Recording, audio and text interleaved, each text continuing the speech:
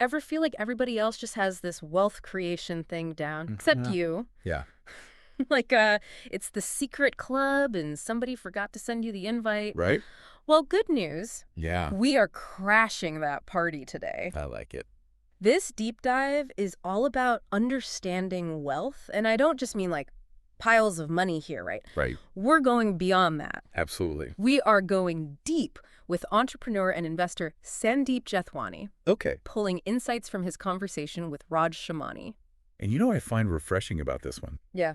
Jethwani, he kind of immediately, right out of the gate, challenges that like money equals success thing. Oh, interesting. And we Yeah, always default for so many people. Yeah, he's like, it's not really about how much you own. Right. It's about what you control. Yep. How much you control your time, your choices. I mean, who hasn't had that fantasy of like, I'm going to quit the soul-sucking job. Right. Finally going to work on that passion project. Yeah. But it always comes back to that, like, okay, but how am I going to make rent? Exactly. Exactly. And that's the trap. He wants us to break free from that. Yeah. You know, he actually says this, and this is a quote, wealth is that which you don't see. I like that. It's the freedom to do what you want when you want. Ooh. Okay, so less about the size of your bank account. Yes, More about just having the flexibility to pursue the things that light you up. precisely. And what's really interesting is he ties this back to India's economic evolution. Okay. He talks about these phases that the country's gone through, you know. Yeah. Like first you've got income management. Okay. Then it kind of shifts into wealth management. Uh. But he says the real game changer, like the next level up, is wealth creation. It's like that next evolution almost. It is. It's like leveling up your financial game. Okay. And Jethwani argues that India is on the verge of something really big here. Right? Yeah? He believes that if folks can embrace this idea of wealth creation, instead of just accumulating, right? It's not about hoarding. Right. It's about creation. Yeah. He thinks that will unleash the country's potential. But what's so cool is he doesn't just keep it, you know, like zoomed out at the country level. Right. He brings it down to like, you know. Okay, so how do we do that, though? How do we make that jump from just managing what we've got coming in to actually building something that lasts, you know?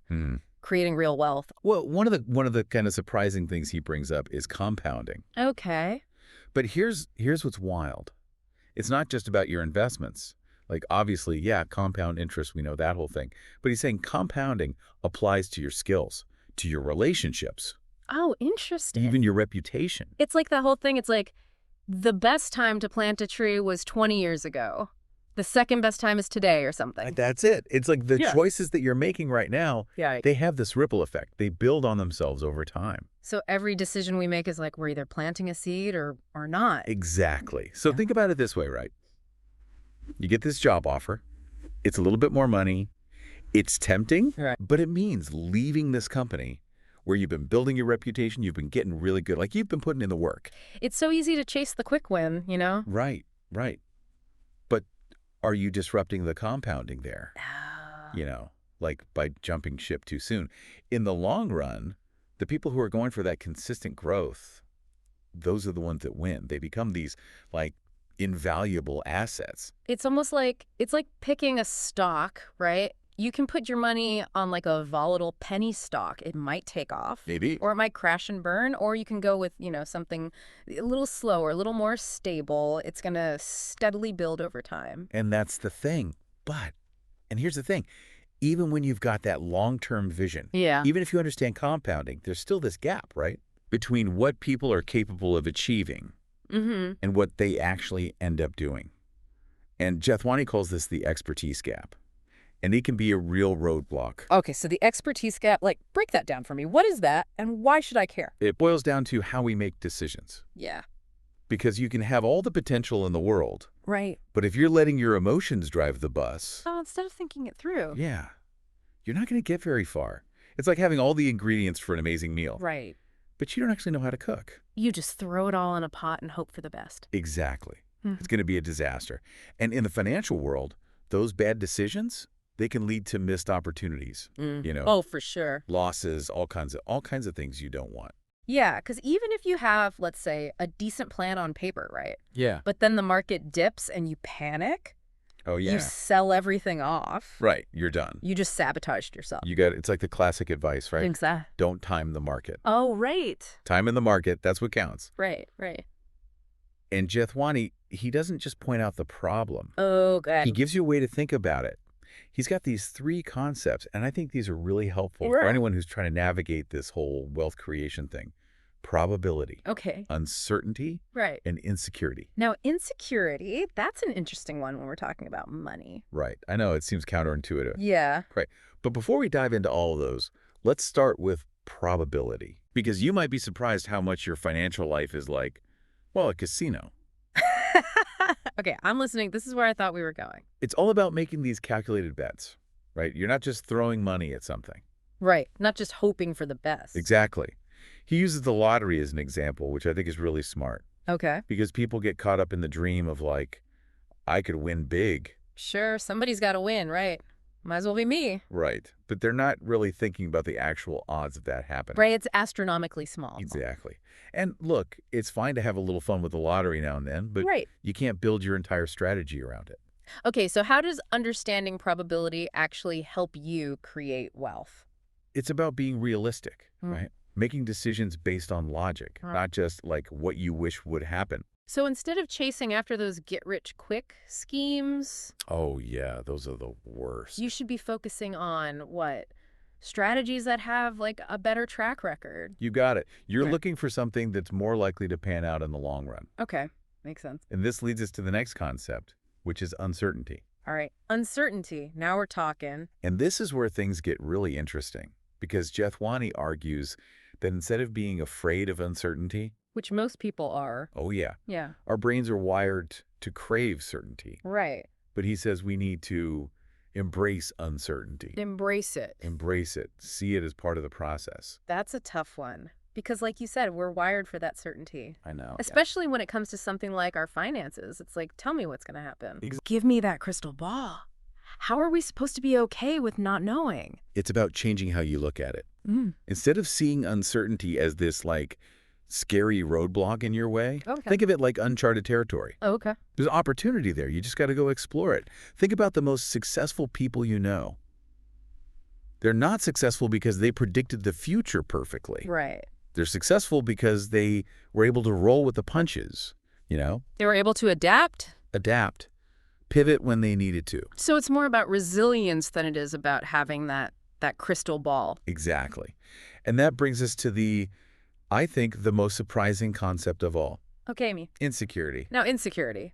When we're talking about money. I know. It sounds crazy. Because wouldn't it make more sense to feel, like, super confident? Right, you'd think so, wouldn't you? Like, self-assured, I've got this.